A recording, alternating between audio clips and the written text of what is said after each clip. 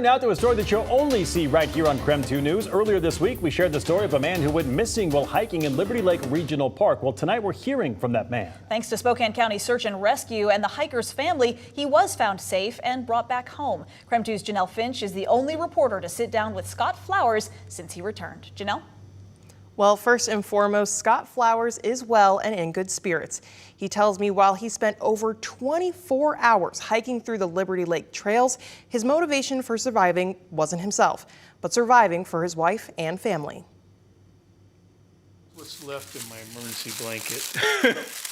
Scott Flowers has been on enough hikes to know to bring the essentials. And I had quite a few of these.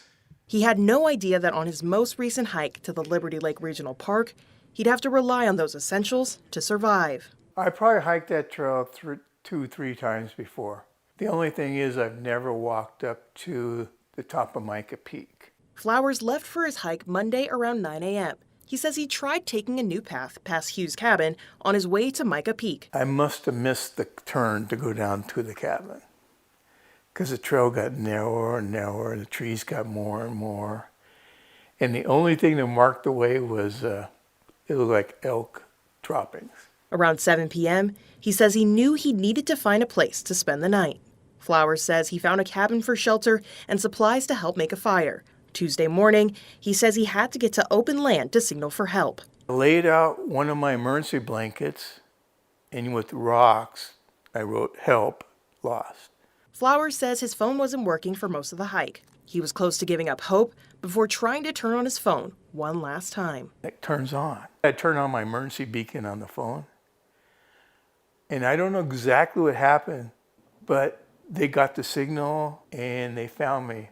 And so I got this pararescue helicopter flying over me. And the guy waved at me and I waved back. And I think that's the first time I really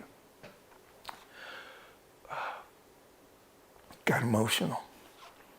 Spokane County Search and Rescue crews air flighted him to Sacred Heart.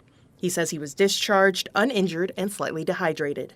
Flowers says every step to keep moving was for his wife, children, and grandchildren, and he's thankful for the people who helped get him home.